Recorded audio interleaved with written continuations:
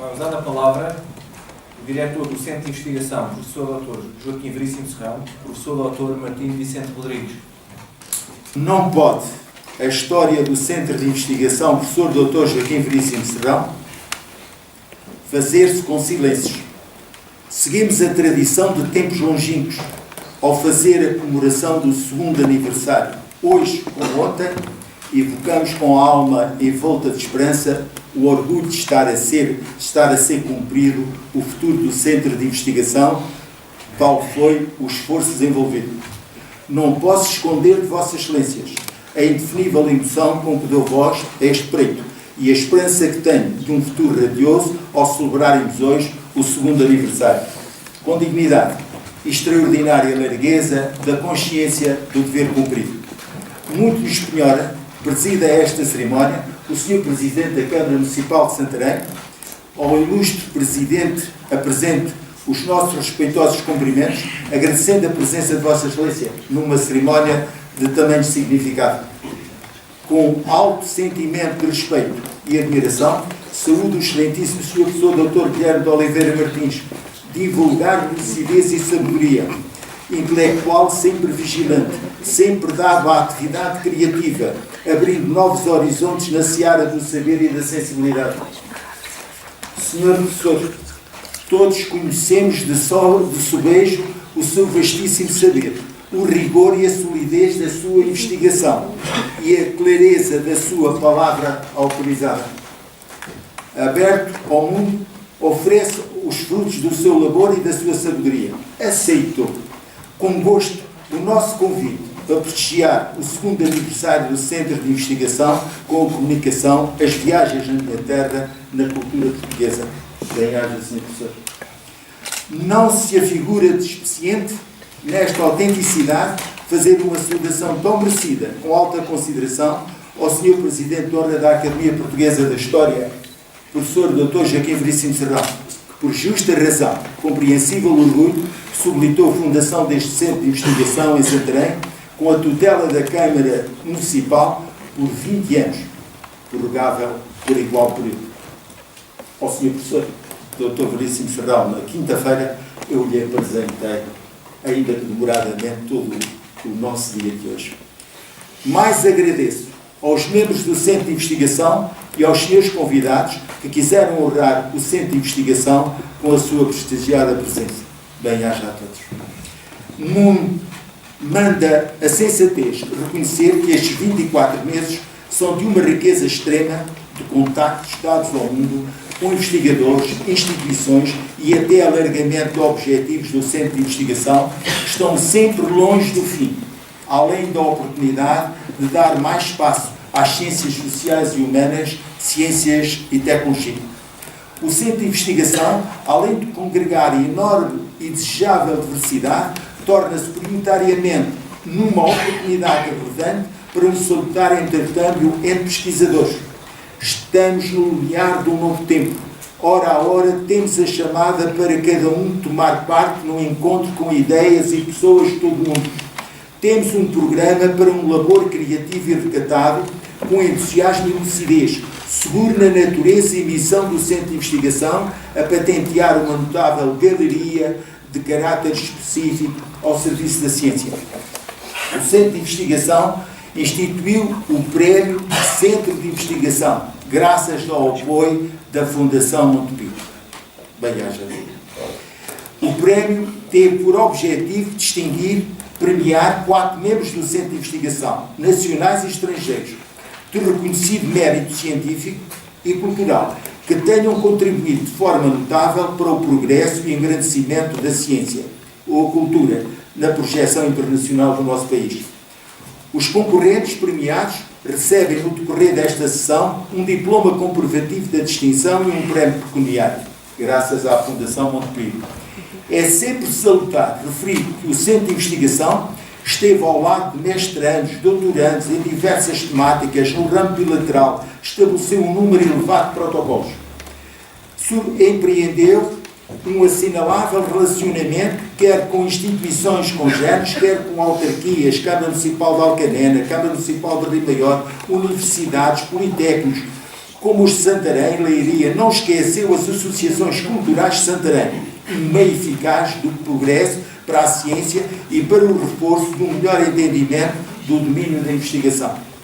Mas devemos relevar outros valores envolvidos na arquitetura deste centro, os cerca de 500 membros distribuídos pelo mundo, garante da grandeza da alma, rostos de ciência, das fontes da força do espírito e do particular simbólico. O Centro de Investigação criou a Comissão de Projetos de Investigação Científica, Desenvolvimento Tecnológico e Inovação, na sequência de promover atividades de investigação científica, desenvolvimento tecnológico e inovação, de forma autónoma ou em parceria com outras instituições do ensino superior ou centros de investigação, bem como com entidades públicas e privadas de reconhecido mérito. O Centro de Investigação publicou o seu primeiro livro, Saldanhas, Condes e Marqueses de Rio Maior. Abriu o primeiro capítulo de publicações. Tem o Centro de Investigação talento e capacidade criativa e individual em todos os membros, mas é também fundamental que a sua capacidade de realização passa a ser ainda mais reafirmada, de modo a cumprir o Centro de Investigação para além das circunstâncias. A revista número 3, Mátria 21, será paga com o dinheiro da venda do livro. O livro teve o alto patrocínio dos filhos do Sr. Marquês de Rio Maior, engenheiro agrónomo António Vicente Saldanha Oliveira e Sousa. Mas, idêntico significado, tem a publicação do número 3 da revista Mátria 21, apresentada hoje dentro do critério científico, graças ao talento e capacidade criativa e individual dos seus membros, nacionais e estrangeiros, mais ainda, a sua esplendorosa capacidade de realização tão reafirmada que faz cumprir esta revista para além das circunstâncias. Tais atualizações são fenómeno frequente entre nós e não só, atendendo ao número crescente de membros que sustentam a periodicidade semestral da publicação, a Mátria 21 em maio e a Mátria Digital em novembro.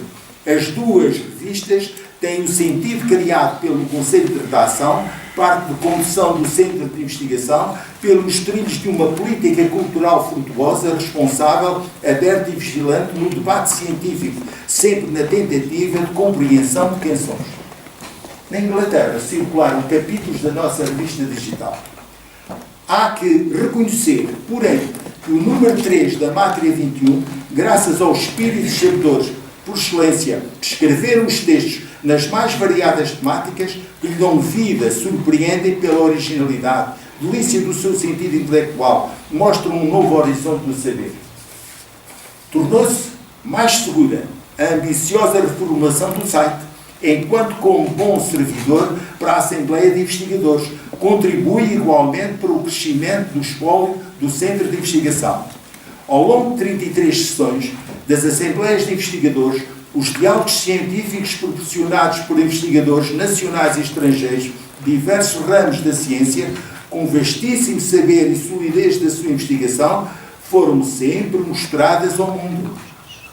A nossa biblioteca, com o Fundo Joaquim Veríssimo de Serrão e o novo fundo, vai tomando o tamanho do infinito, de beleza profunda significativa, graças ao empenho e ofertas dos membros do Centro de Investigação, exemplo nobilíssimo de amor à cultura. Assim vamos alargando salas com livros. Mas quero garantir que não será dado esquecimento, com toda a justiça, o agradecimento pelo empenho e dedicação dos membros honorários do Centro de Investigação, com interesse e apreço, estão atentos a projetos da cultura numa ação louvável de mecenato. Deram preciosas ajudas a Sra. Dona Maria Elisa Conceição Vicente Figueiredo Duarte, o empresário Albino Estrela, o empresário António Marques, o empresário José Melo Esteves Cardoso, o empresário Mário Dias, o Sr. Joaquim José Pelarinho Mendes Tomás, empresário Paulo Pinto, empresário António Foi, que vai deliciar ali no SEC, não é verdade? E Dr. Martim da Silva, que nos deliciou há pouco, com os seus postais, com o seu saber, com o seu conhecimento, um alto membro do Centro de Investigação.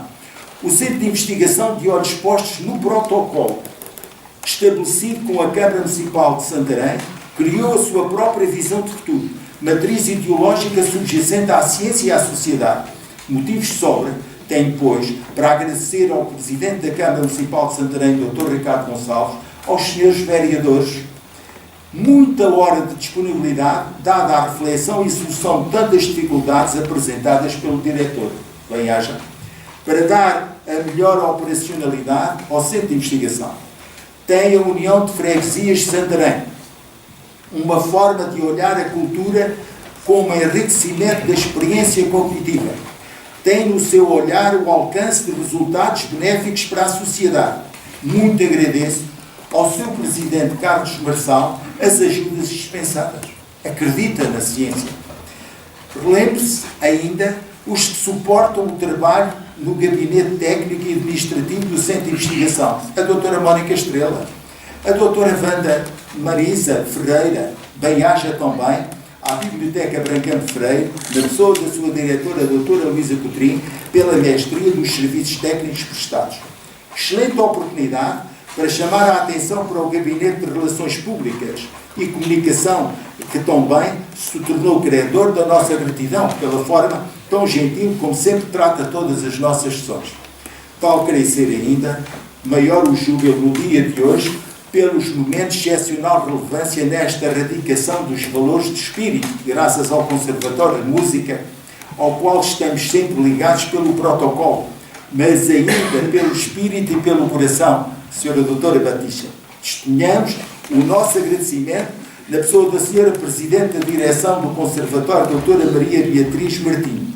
Hoje, o Centro de Investigação continua a construção de uma cadeia de gerações que se transformará numa fraterna solidariedade espiritual que, estou certo, realizará com aprazível facilidade o milagre de atenuar a distância das idades e até mesmo vencer as barreiras da morte.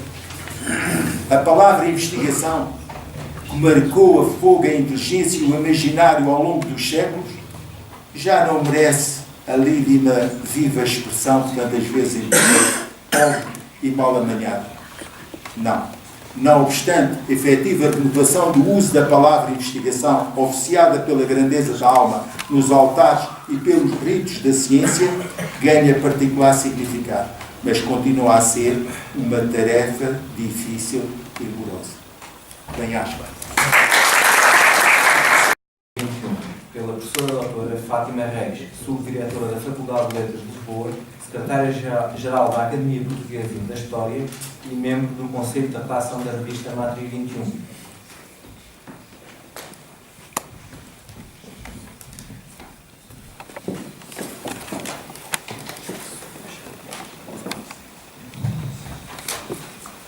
Excelentíssimo Sr. Presidente da Câmara Municipal de Santarém, Dr. Ricardo Gonçalves, Excelentíssimo Sr. Diretor do Centro de Investigação, Professor Dr. Joaquim Veríssimo Serrão, Professor Dr. Martim Vicente Rodrigues, Excelentíssimo Sr. Professor Dr. Guilherme de Oliveira Martins, orador da 34ª Assembleia de Investigadores, Excelentíssimo Sr. Presidente da Assembleia Municipal, Srs. Vereadores, Sr. Presidente da União de Freguesias de Santarém, Sr. Carlos António Marçal, Sr. Provedor da Santa Casa da Misericórdia de Santarém, Excelentíssima Senhora Representante da Fundação Montepio, Sra. Doutora Maria Angélica Aires, Sr. Dr. Aguiar Branco, Sr. Dr. Pedro Caravaggio, Sr. Presidente do Conservatório de Música de Santarém e outras individualidades aqui presentes, membros do Centro de Investigação, senhores autores, senhores premiados, senhoras e senhores amigos.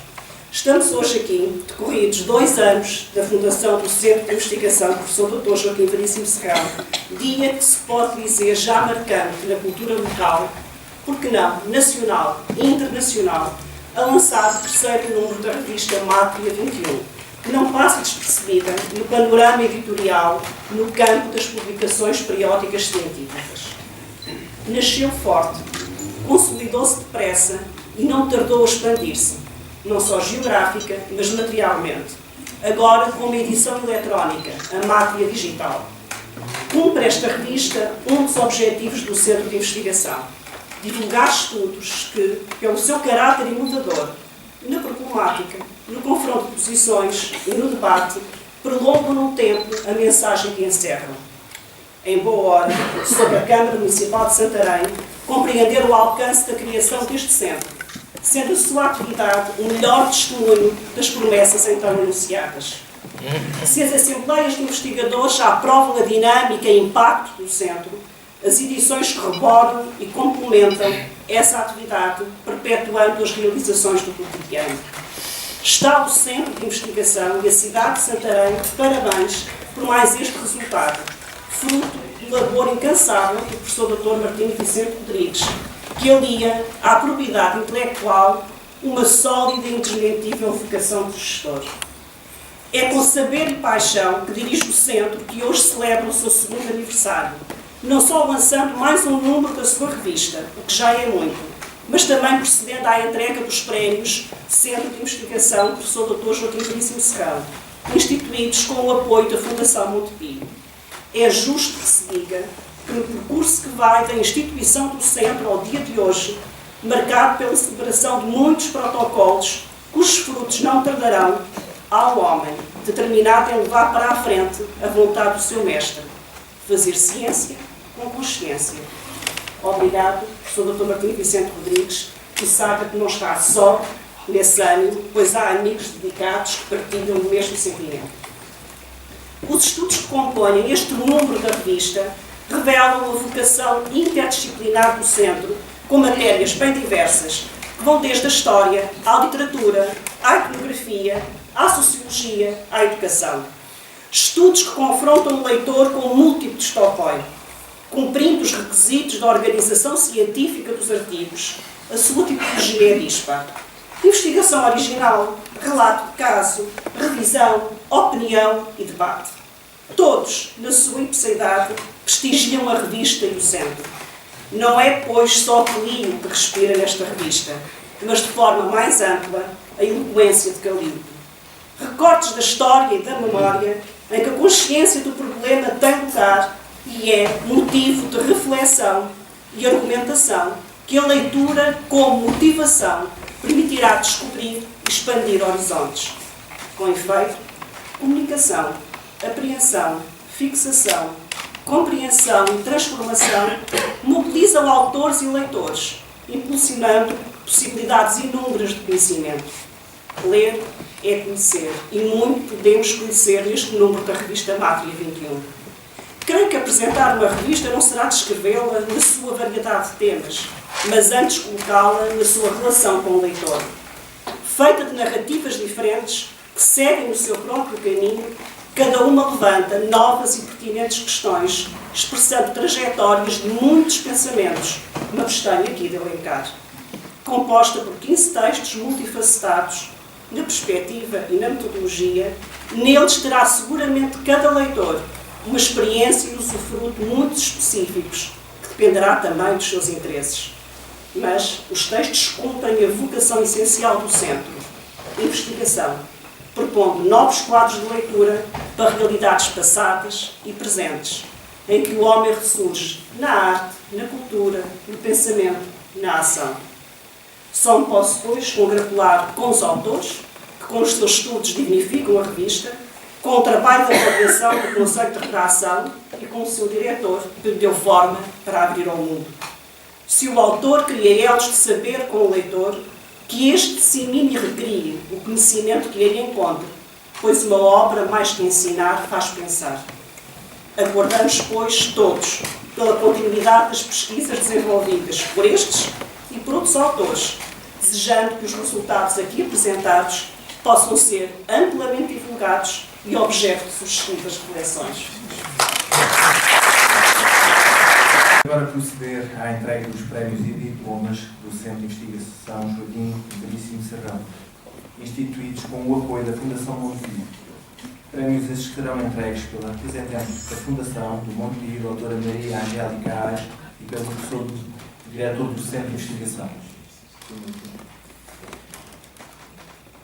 E os prémios nas áreas de investigação foram para 4 pessoas, uma breve caracterização da revista História, 1912-1928, um período no limiar do século XX, da autoria do professor Dr. Nuno Miguel Magarim Bessa Moreira, doutorado pela Faculdade de Letras da Universidade do Porto, distinto investigador na área da História Contemporânea.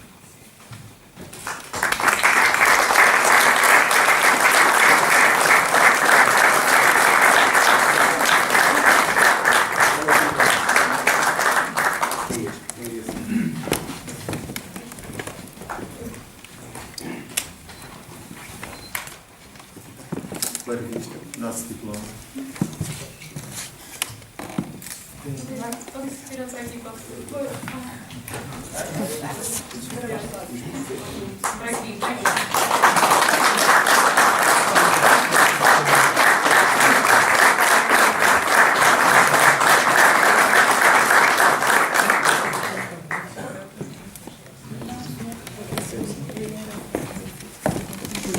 Diferentes perspectivas sobre a identidade nacional do caso português, da autoria da professora doutora Ana Cristina Correia Gil, professora da Universidade dos Açores, distinta investigadora na área da cultura portuguesa, que recebe o prémio, o professor doutor Alexandre Figueiredo, subdiretor das revistas Mátria 21 e Mátria Digital.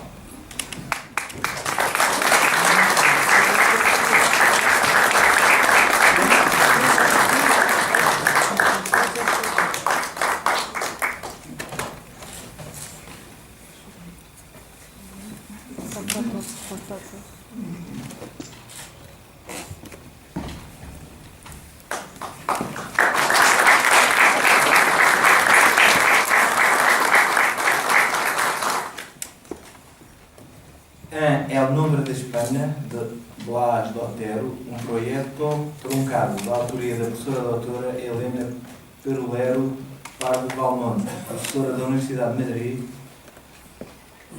distinta investigadora na área da literatura espanhola. Recebe o prémio da doutora Manuela Rodrigues, membro do Centro de Investigação.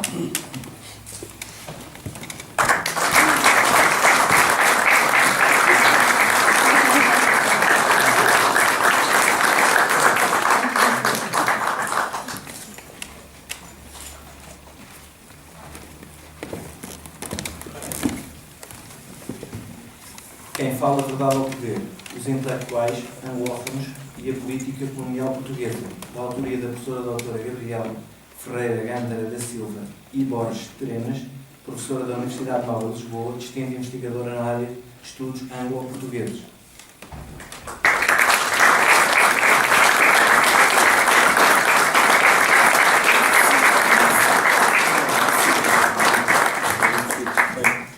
Muito satisfeito.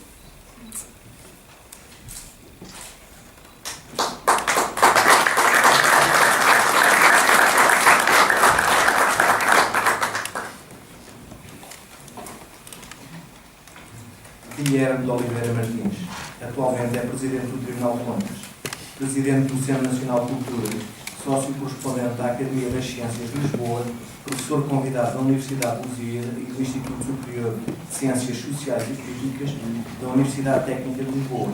É Auditor-Geral da Assembleia da União Europeia Ocidental, primeiro Vice-Presidente da Eurosai, European Organization of Supreme Audit Institution, e Presidente do Conselho de Prevenção da Corrupção. Nas funções já exercidas destacam-se as Ministro da Presidência, Ministro das Finanças, Ministro da Educação, Secretário de Estado da Administração Educativa, Deputado da Assembleia da República, Vice-Presidente do Grupo Parlamentar do PS, Vice-Presidente da Comissão Nacional da Unesco, Presidente da SEDES, Associação para o Desenvolvimento Económico e Social, Assessor Político da Casa Civil do Presidente da República, Chefe de Gabinete do Ministro das Finanças, Assistente da Faculdade de Direito de Lisboa, Secretário-Geral da Comissão Portuguesa da Fundação Europeia da Cultura, Membro da Convenção sobre o Futuro da Europa, Presidente do Steering Committee do Conselho da Europa, elaborou a Convenção de Faro sobre o valor do património cultural na sociedade contemporânea e vogal do Conselho de Administração da Fundação Mário Soares. Vamos ouvir a comunicação As Viagens da Minha Terra na Cultura Portuguesa, proferida pelo professor Dr. Guilherme de Oliveira Martins.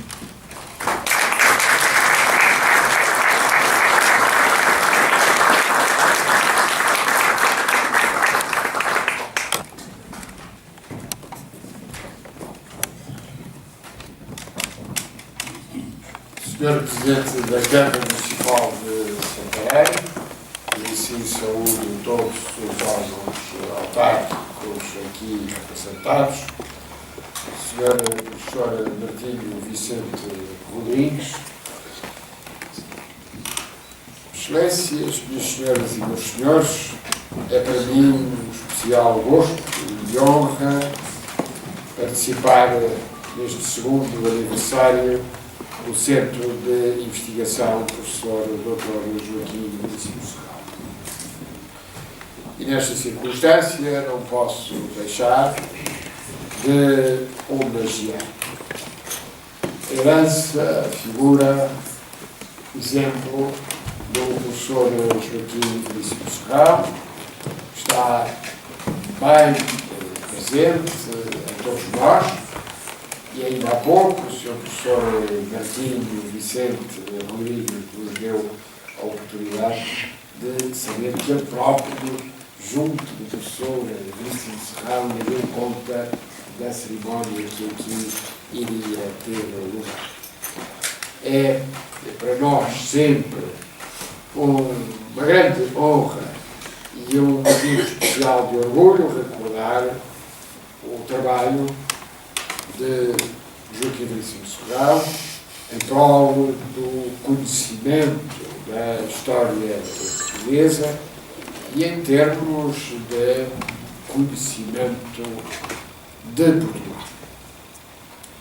Permitam-me que saúde os muitos amigos que estão nesta sala, quando se enumeravam, enfim, alguns aspectos da minha biografia, eu lembrei-me de uma circunstância, que a primeira vez que fui eleito deputado da Assembleia da República foi como representante do Círculo Eleitoral de Santarém. Já há mais de 30 anos. O tema que combinei com o Sr. Professor Martinho Vicente Rodrigues tem a ver com Santarém. E tem a ver com uma referência fundamental da nossa cultura, a cultura portuguesa. Falamos dessa obra fundamental que é as viagens na minha terra. As viagens na minha terra são viagens sentimentais, no sentido que Laurence Sterne lhe deu quando escreveu a Jornada Sentimental pela França e Itália, uma obra, como todos sabemos, de 1768. Em Viagens na Minha Terra temos a originalidade de Almeida Garrett, bem evidente no tema, na estrutura, na linguagem. Se há uma viagem em sentido literal, há sobretudo uma deambulação na qual a reflexão individual, a descoberta do caminho seguido e a invocação da humanidade e da natureza se juntam a um enredo romanesco de encontros, mas sobretudo de grandes desencontros. A pequena coleção de postais que vimos à entrada desta sala dão nota disso mesmo. E certamente repararam o sentimento que está posto numa das obras aqui reproduzida, de António Carneiro, a Invocação de Joaninha. Ali está, justamente, a representação desses encontros e desencontros que encontramos em Viagens da Minha Terra. E aqui os desencontros significam que a vida real está cheia de tensões e contradições.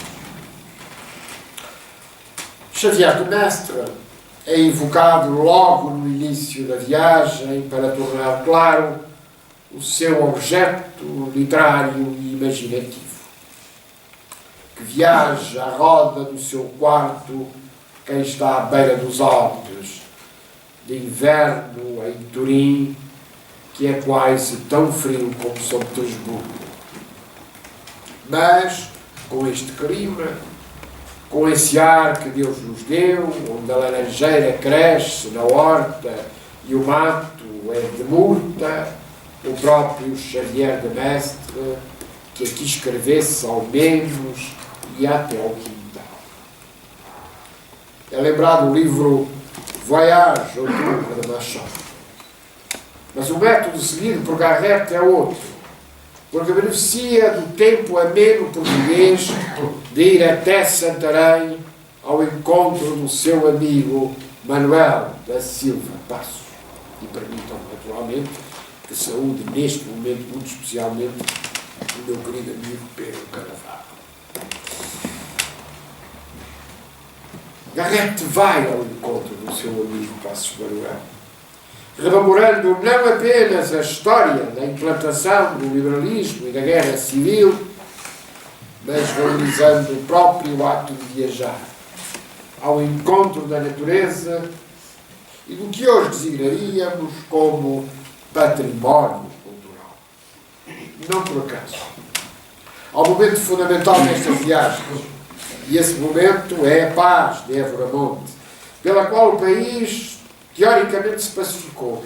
E a verdade é que Carlos simboliza o muito que ficou por fazer para que a paz significasse emancipação nacional. Enquanto Alexandre Herculano, que marca profundamente também esta nossa região, mantinha o panorama jornal literário e instrutivo da sociedade propagadora dos conhecimentos úteis, publicado em 5 séries, de 1837 a 1868, com intermitências. Almeida Garrett faz das suas viagens uma oportunidade para demonstrar que as raízes históricas eram muito mais exigentes do que a resposta dos seus contemporâneos à nova circunstância, aos novos princípios, pelos quais o poeta e dramaturgo tanto se bateu. Alexandre Herculano assegurou, como bem sabemos, a direção do panorama até 1839, seguindo-se de António Feliciano de Castilho e António de Oliveira Marreca. A publicação estender-se-á, como se disse, até quase aos anos 60, ou até quase aos anos 70, e pode dizer-se que o seu objetivo é complementar do das viagens. Há um sentido pedagógico de preparar a regeneração da pátria através da tomada de consciência da necessidade do conhecimento, do uso adequado das liberdades, da consagração de poderes constitucionais legítimos e de um entendimento entre as diferentes correntes de opinião. Como afirma o Panorama, logo em 1839, o homem sincero, alumiado e bom, o verdadeiro filósofo, isto é, o amigo da sabedoria útil, regerá os passos do seu pensamento e, se o pudéssemos de todos os seus semelhantes, pelo caminho médio, pedirá e tomará dos arrazoados todas as verdades, porque todas elas são pestarias. Pedirá e tomará dos crentes tudo quanto, não contrastando a razão, concorrer de perto ou de longe para amansar os ciúmes feros da nossa natureza. Dirá aos primeiros: dai-me de hora para hora, subidas e melhoradas, todas as ciências benfeitoras da terra, e aos segundos alegrai-me no meu caminho de perigos e tribulações, com os vossos cânticos de esperança e valor. Em 1843, a Revista Universal Lisbonense, dirigida já então por António Feliciano de Castilho, começa a dar à estampa os primeiros 6 capítulos de As Viagens da Minha Terra. A publicação será retomada em 1845, na mesma revista, terminando em 1846, ano em que veio a lume a primeira edição em livro, publicada em 2 volumes com correções. Almeida Garrett vai ao encontro, já o disse, do seu amigo Manuel da Silva Passos, em Santarém, exilado na pátria, depois do golpe de Estado de António Bernardo Costa Cabral, de 1842, mas recusa que haja mirar o desígnio político desta visita. A 17 de julho de 1843, uma segunda-feira, o escritor parte e ouve o bater das 6 horas na igreja de São Paulo. Este início de viagem está cheio de divagações que aproximam o relato da imaginação de Demestre. Embarca no terreiro do Paço, no vapor para Vila Nova da Rainha. Ao lado, a imensa majestade do Tejo, em sua maior extensão e poder, que ali mais parece um pequeno mar Mediterrâneo. O outro, a frescura das hortas e a sombra das árvores, palácios, mosteiros, sítios consagrados todos a recordações grandes ou queridas. Depois, sucedem-se os lugares ribatejamos. Alhambra, Vila Franca. Durante a viagem, o autor partilha o prazer do fumo do charuto e assiste ao travar ameno de razões entre 2 grupos, os ílhavos e os bordas d'água. Aqueles varinhos vestidos de saiotes gregos, estes campinos de calção amarelo e jaqueta de ramagem. E que se discute quem tem mais força, se é um touro ou se é um mar. Parece não haver dúvidas para quem arbitra com o tempo. É o mar com que se briga 8 a 10 dias a fio numa tormenta. As valentias tornam-se mais evidentes para essa luta continuada, mais dura do que a pega de caras ou de sarnelha, à qual não se nega, porém, valor. Os campinos ficam cabisbaixos. O Voga triunfa do Tejo, mas a viagem prossegue nesse glorioso dia de verão e continuam literárias as deambulações. Vem à baila Dom Quixote e Sancho Panza. Discute-se economia, fala-se de injustiças, quantos pobres são necessários para fazer um rico, que felicidade faz a riqueza. O escritor sonha acordado e avistam o pinhal e as angústias. Camões chega à memória e refere-se o encontro estranho entre os maravilhosos da mitologia e do cristianismo e os Lusíadas. Afinal, se o épico tivesse sido romântico, diz Garrett, melhor teria resolvido essa coexistência. E o relato interrompe-se em cima de uma azébola ao pé do grande café do Cartacho. Está ali representado nos postais.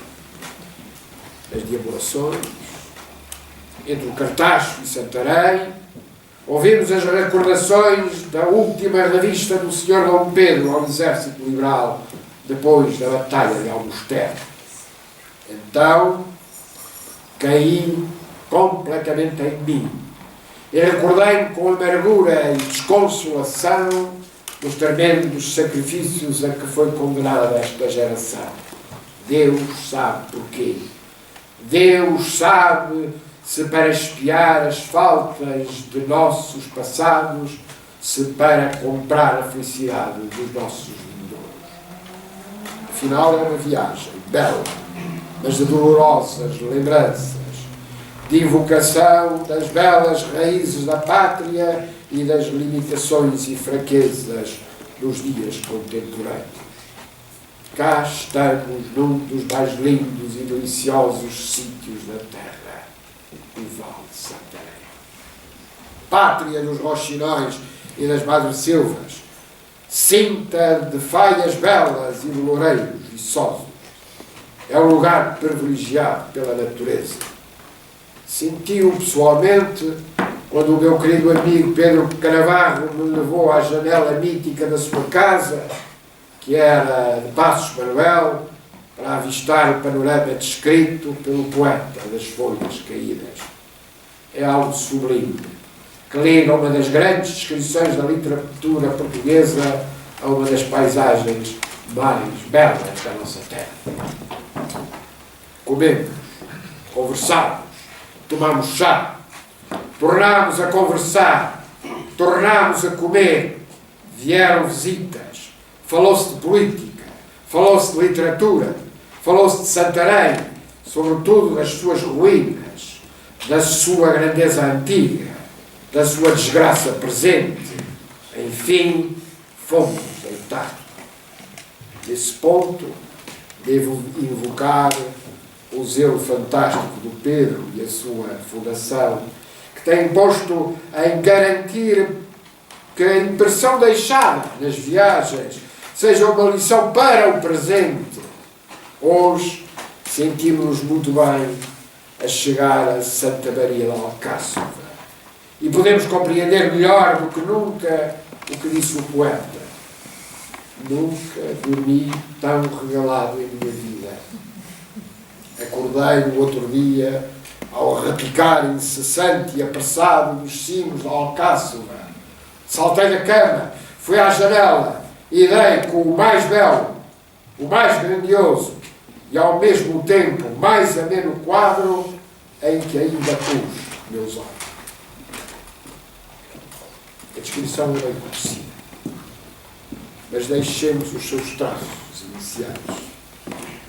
No fundo de um largo vale aprazível e sereno está o sossegado leito do Tejo, cuja areia ruiva e resplandecente apenas se cobre de água junto às margens, de onde se debruçam, verdes e frescos ainda, os salgueiros que as ornam e defendem.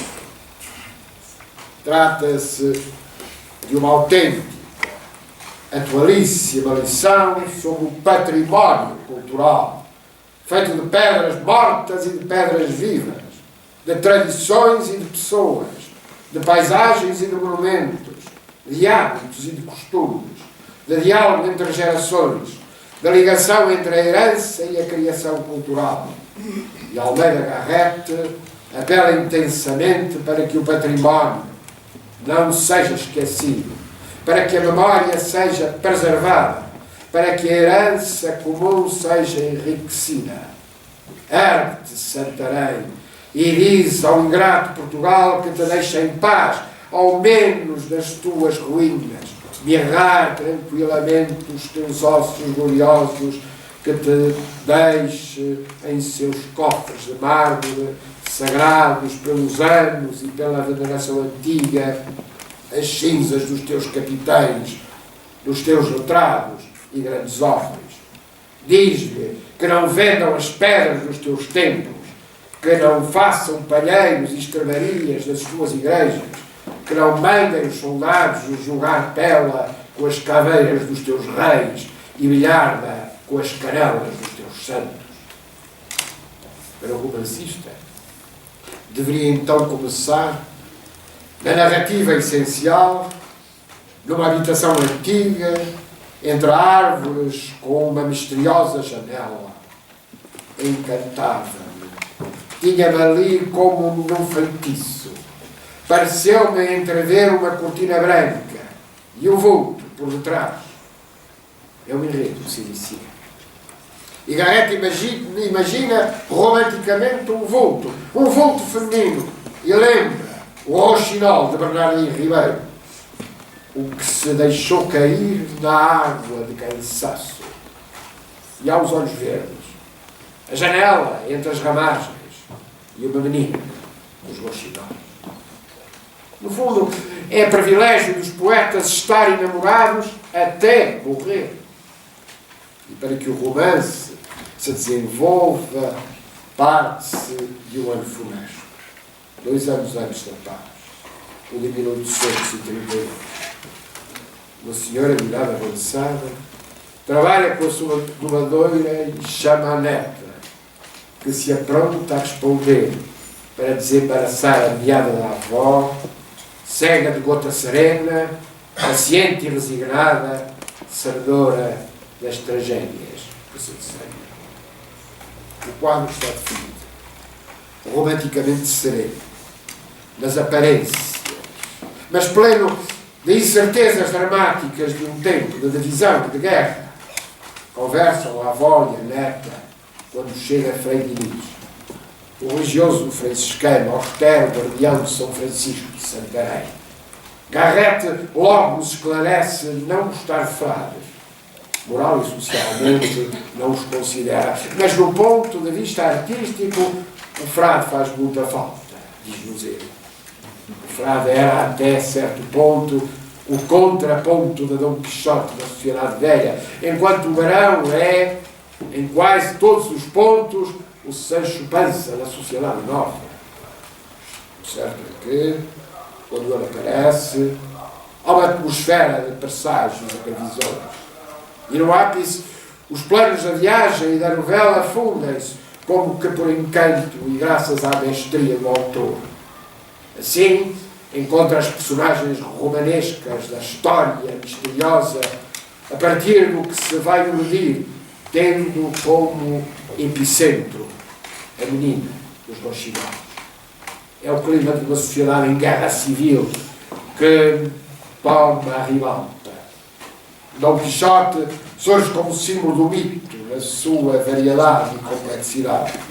Como lidar, afinal, com a imaginação sem que tudo se assemelhe à loucura? O sonho e a vida entrecruzam-se necessariamente. Já não o tinha ensinado Pedro Caldeirão de la Barca. Sancho Panza apela a ter os pés firmados na terra. No romance, Carlos é instável afetivamente, inconstante no amor. Homem dividido entre os sentimentos contraditórios e inconciliáveis, geradores de incerteza e de luta interior. Georgina aparece em cena, trazendo consigo a avidez da conquista do coração de Carlos, mas a compreensão dos sentimentos divididos do jovem, pelo que suscita resistências e ironias. É um sentido trágico, se desenha. Carlos, Joaninha, Georgina constituem um triângulo de sentimentos contraditórios que apontam para um fim funesto. Carlos apenas se ama a si mesmo. É a máxima contradição da singularidade romântica.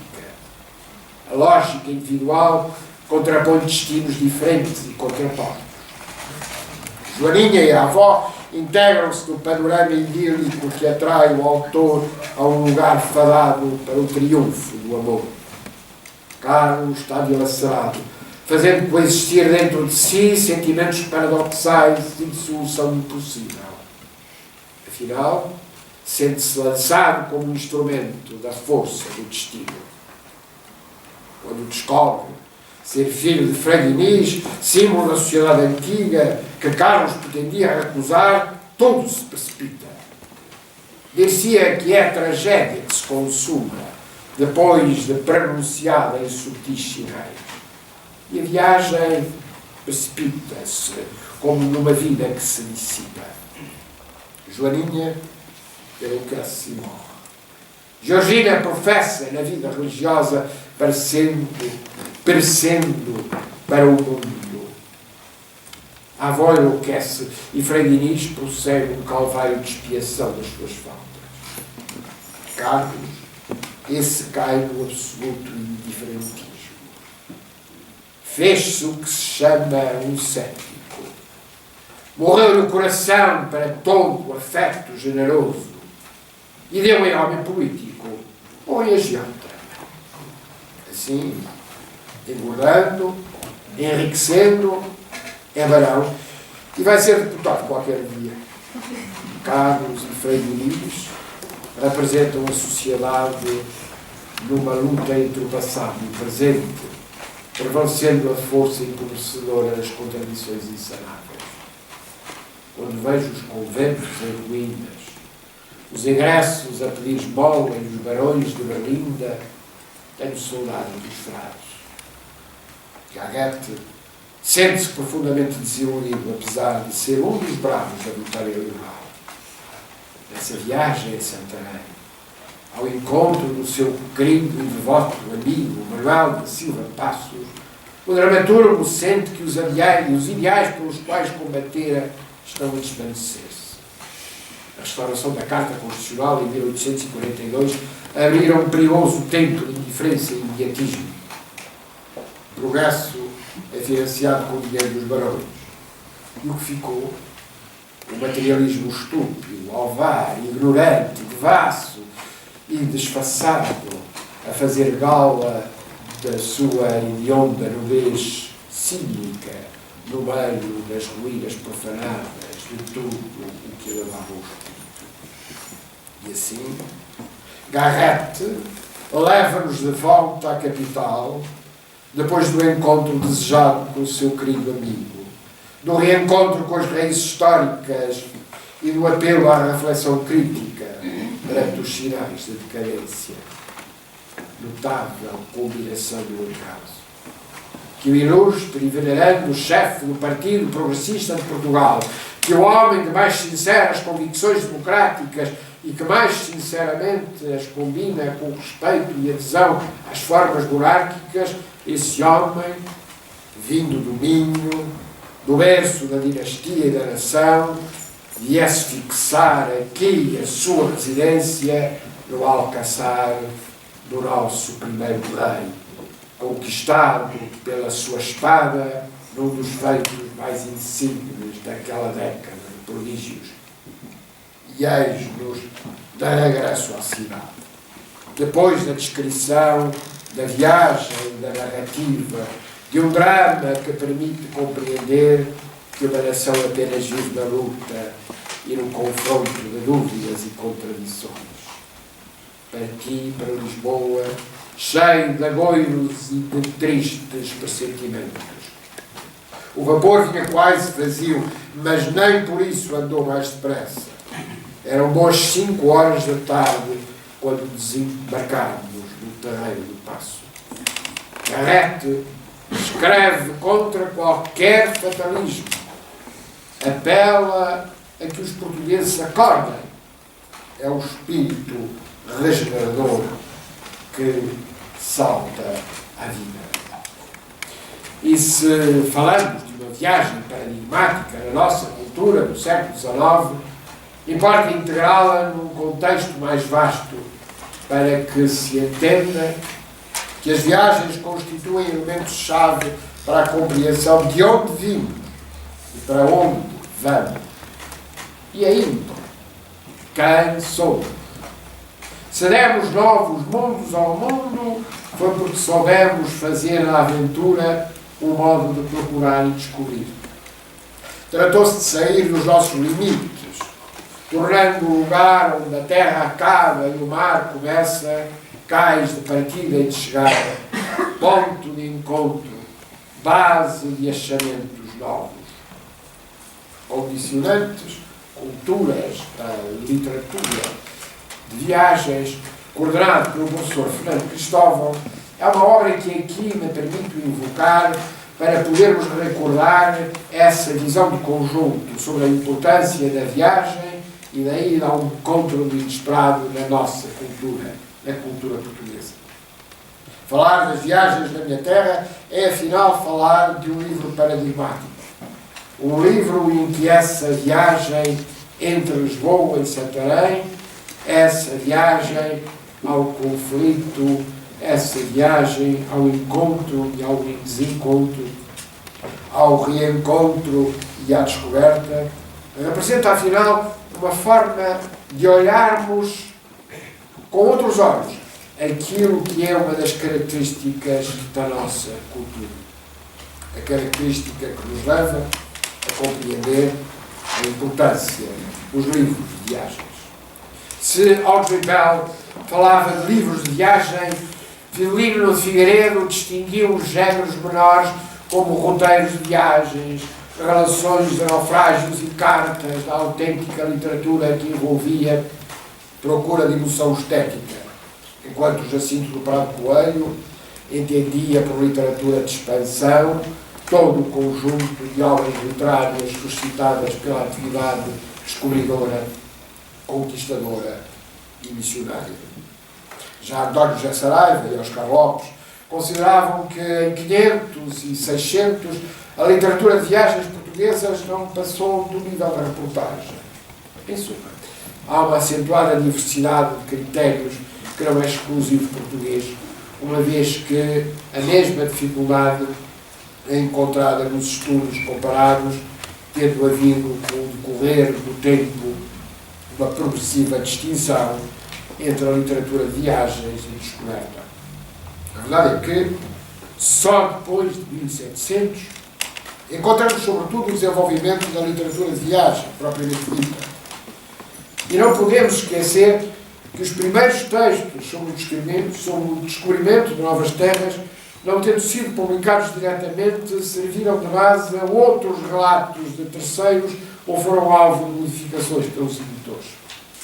Como lembra o professor Fernando Cristóvão, na introdução geral à obra referida, passaram a ser inseridas neste género literário desde o século XIII os livros de peregrinações religiosas ou sobre as rotas comerciais, avultando os relatos de Marco Polo, saído da introdução nos prélios portugueses, graças a Valentim Fernandes em 1502, mas já existente a edição original na livraria do Mundo Duarte. É indispensável, por isso, afinal, compreendermos que a literatura de viagens apresenta, afinal, uma constante relativamente àquilo que é a atenção, é a ligação da nossa cultura portuguesa àquilo que representa a compreensão do mundo. O interesse pelas viagens, pelas peripécias acontecidas, pelas dificuldades encontradas, pelo encontro de tempestades e de corsários, pelas paisagens exóticas e pelos povos desconhecidos, tudo isso veio suscitar o maior interesse dos leitores cultivados, o que levou os editores a interessarem-se por produzir obras atraentes, profusamente ilustradas.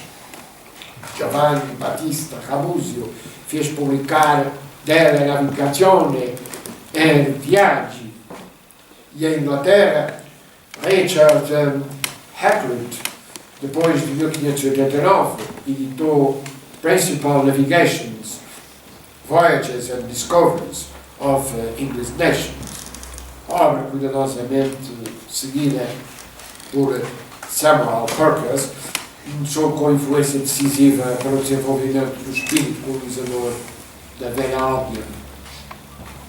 Os britânicos tornaram-se ao longo do século XVIII os melhores especialistas na edição da literatura de viagens, sempre profusamente acompanhada de requintadas gravuras. Não esqueçamos, no final do século XVI, o célebre itinerário do holandês Lichotten, revelador das novas oportunidades do mar em Líbano. Os franceses só tardiamente entraram neste comércio. O A.D. Prévost traduziu coleções inglesas e Delaporte publicou Le Voyageur Français, com tradução portuguesa apenas em 1799. Até ao século XIX encontramos essa tendência, animada pela exploração dos continentes desconhecidos, designadamente o continente africano. E a partir de 1840 nasce o interesse pelo turismo, com um papel importante desempenhado por Thomas Cook. No entanto, a literatura da viagem foi-se empobrecendo pela difusão de guias turísticos e pela redução drástica dos riscos das deambulações pelo mundo, contando com transportes cada vez mais rápidos e seguros da navegação a vapor ao caminho de ferro e depois ao automóvel e ao avião. Foi desaparecendo por isso a componente de aventura, o que permitiu, em contrapartida, o surgimento da literatura de viagens fantásticas e imaginárias. Passámos a ficar longe dos textos de Marco Polo e da Pigafetta ou de João de Barros, descritos como exemplos de narrações prodigiosas, de coisas maravilhosas e de descrições espantosas e inauditas. Os títulos são encomiásticos, como o de Guido Gualtieri sobre a embaixada portuguesa a Roma e a Lisboa, com um longo título condizente. Mas não resistimos à tentação de lembrar parte da designação do itinerário já citado de Aristóteles, Histoire de la navigation de Jan Hooke de Liscott, Orandois, et de son voyage aux Indes orientales, contenant diverses descriptions des pays, costes, Havre, rivières, Cap et autres lieux jusqu'à présent découverts par les Portugais, etc.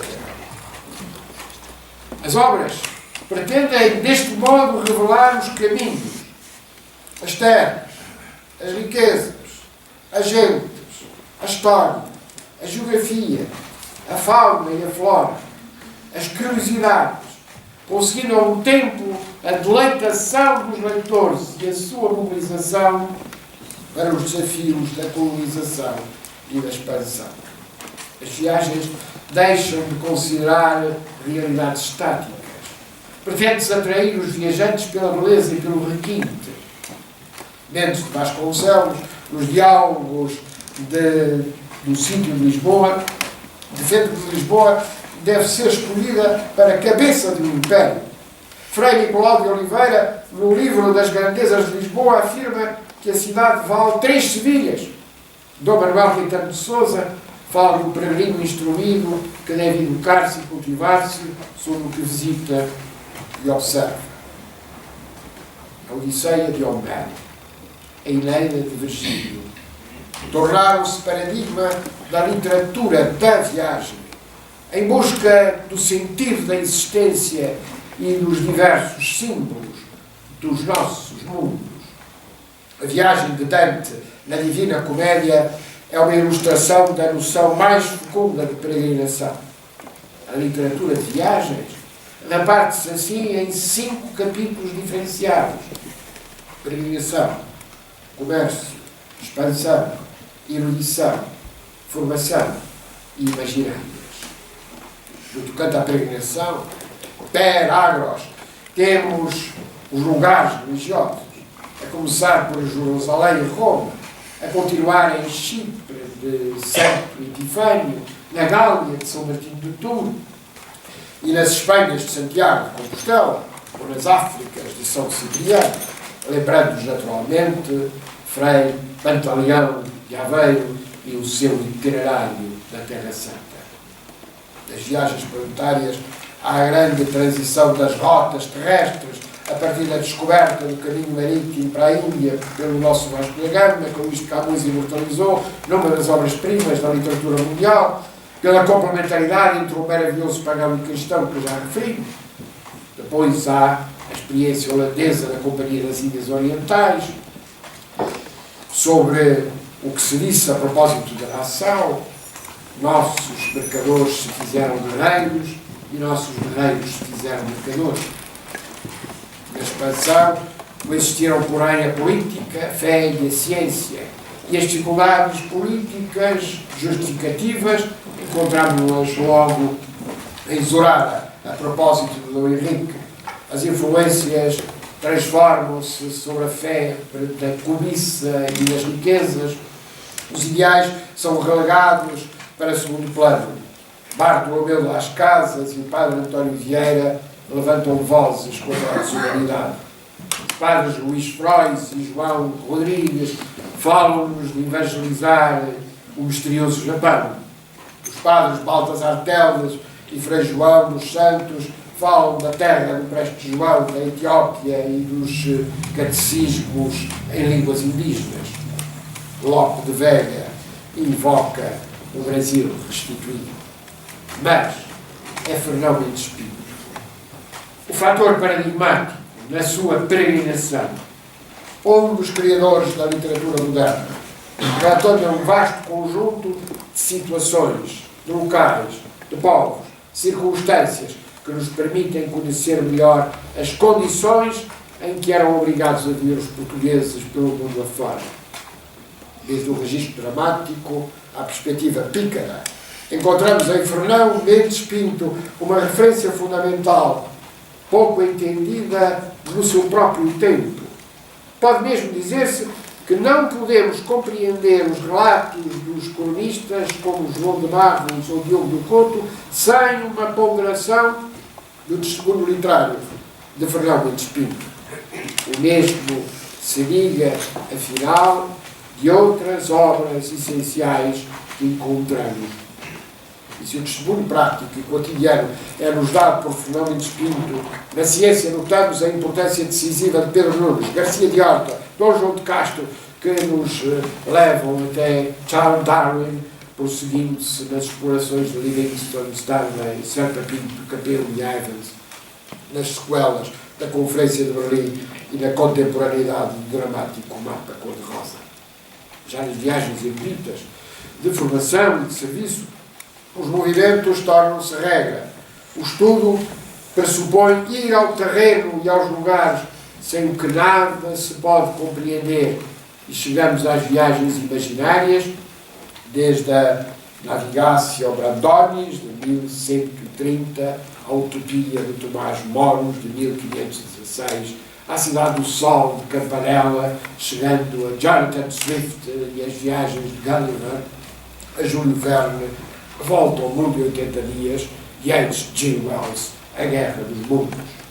Viajar continua a ser uma maravilhosa tentação para reencontrar Ítaca. E voltamos nesse percurso fundador iniciático a ouvir Cavafis na tradução superior do nosso Jorge de Sena.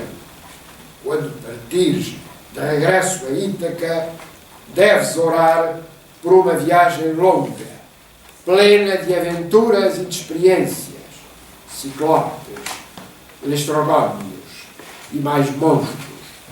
Um Poseidon irado, não os temas.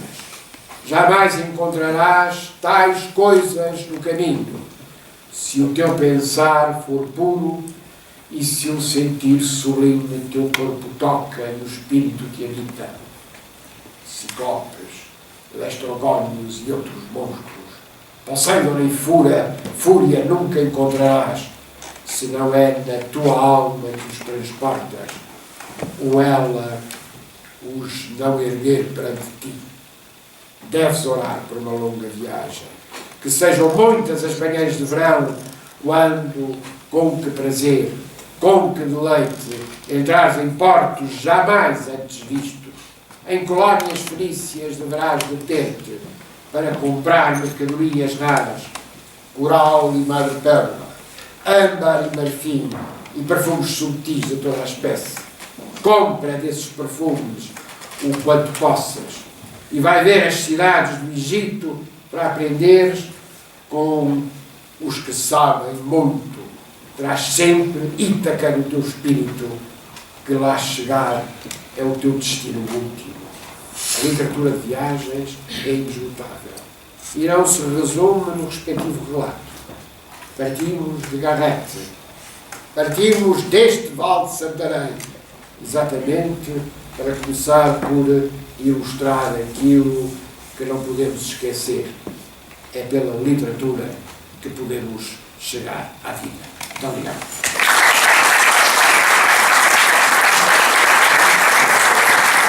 Agora a intervenção do Sr. Presidente da Câmara Municipal de Santarém, Dr. Ricardo Gonçalves. Sr. Presidente da Assembleia Municipal, Srs. Membros da Assembleia Municipal, Srs. Vereadores, Sr. Presidente da Junta de Freguesia, da União de Freguesias da cidade, Excelentíssimo Sr. Professor Dr. Guilherme Oliveira Martins, Sr. Diretor do Centro de Investigação, Professor Dr. Martins Vicente Rodrigues, ilustres membros do Conselho de Investigação, ilustres membros do Conselho Científico e Consultivo do Centro de Investigação, Professor Dr. Joaquim Veríssimo Serrão, ilustres autoridades civis e militares, amigos e amigas aqui presentes. É para o município de Santarém uma grande honra e um motivo de grande satisfação estar aqui hoje a assinalar o segundo aniversário do ainda jovem, mas muito distinto Centro de Investigação, Professor Dr. Joaquim Veríssimo Serrão. Quero, antes de mais, deixar uma palavra muito especial ao nosso distinto convidado desta cerimónia, excelentíssimo Professor Dr. Guilherme Oliveira Martins, quem tenho o prazer de saudar vivamente neste dia e agradecer o facto de connosco partilhar a celebração do segundo aniversário deste nosso tão ilustre Centro de Investigação. É um homem de cultura e com uma forte ligação a diversas áreas do saber. É uma das mais incríveis personalidades da sua geração. É um homem a quem todos vemos muita admiração. O currículo que aqui foi referido anteriormente por vários, sobretudo Vicente Rodrigues e pela senhora professora doutora, é demonstrativo disso mesmo. E agradeço ainda o seu contributo nesta cerimónia, onde nos deliciou com a sua maravilhosa comunicação, as viagens na minha terra, na cultura portuguesa. Muito obrigado. O Centro de Investigação Professor Dr. Joaquim Veríssimo Serrão, mais uma vez nesta sua 34ª Assembleia de Investigadores, celebrou o conhecimento e a inovação, celebrou a cultura e o pensamento livre.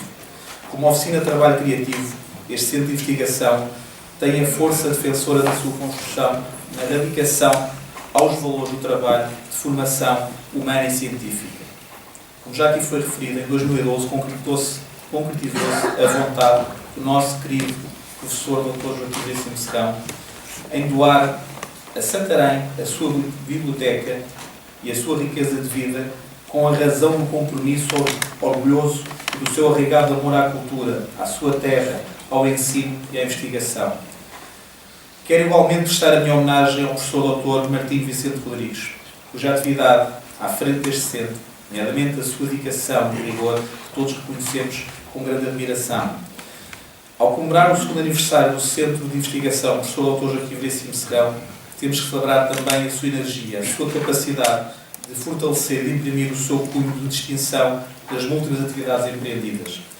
Em 2 anos de vida atingiu, como se disse aqui já, cerca de 500 membros associados. Estes são os que estão inscritos, mas sabemos que cerca de mais de 100 fichas estão enviadas e, portanto, são muitos os novos potenciais associados, atestando o evidente interesse em se associarem ao Centro de Investigação. O aumento de participantes e aderentes que se registrou nas conferências realizadas nas sessões das Assembleias Investigadoras foi também notório. Neste segundo ano de vida, com um ritmo considerado impressionante e diversificado no que se refere às temáticas apresentadas. Como também já foi referido, o site e a revista Mátria 21 são autênticos veículos de divulgação e informação deste prestigiado centro. Eu quero aqui fazer um parêntese para dar os parabéns aos 4 premiados por hoje. O que foram hoje aqui premiados, realmente, é o reconhecimento do grande trabalho que tem sido feito e tão incluídas personalidades que gostam de ver os seus trabalhos publicados na Mátria 21. Isso enche o município de Santarém de orgulho, isso enche o Centro de Investigação Professor Dr. Veríssimo Serrão cheio de orgulho e, portanto, muito obrigado às 4 personalidades que hoje foram aqui agraciadas. Em 2014, o Centro de Investigação Professor Dr. Veríssimo Serrão destacar-se-á ainda com a revista digital, facilitando ao meio académico e de investigação a possibilidade de divulgação dos seus trabalhos nos mais diversos lugares do mundo. O que o professor refere muitas vezes, são cerca de 500 e muitos são os países, desde a América, à Ásia, há membros do centro em todos os cantos do mundo. As diversas realizações que nestes 2 anos o centro levou a cabo são, pois, o testemunho inequívoco da clarividência e dedicação de quem a conduziu até aqui. Precisamos de instituições sólidas e autónomas como esta é o exemplo, que funcionem e mobilizem com o seu vitalismo os setores culturais da sociedade civil. Renovo, pois, as minhas felicitações a todos, os seus responsáveis, funcionários, colaboradores, em muito especial ao seu diretor, o nosso querido amigo, professor Dr. Martim Vicente Rodrigues. Muito obrigado. Aos seus responsáveis, enquanto eles trabalham, estão todos de parabéns. Faço votos para que este centro prossiga por muitos mais anos. Que o trabalho meritório que tem vindo a ser desenvolvido em prol da sociedade, da cultura, da ciência e da educação e da arte continue a frutificar. Estou certo de que o centro continuará a distinguir-se, projetando no futuro a vontade de partilha do nosso querido professor Joaquim Veríssimo Serrão e, sobretudo, que todos nós possamos seguir o seu exemplo enquanto homem. Tenho a certeza que o espírito e as origens que estimularam esta extraordinária instituição e mantém viva a força desse homem que, sob dispor dos seus bens a favor dos outros, continuarão a ampliar a sua ação sadia e que será muito proveitosa às novas gerações. Muito obrigado.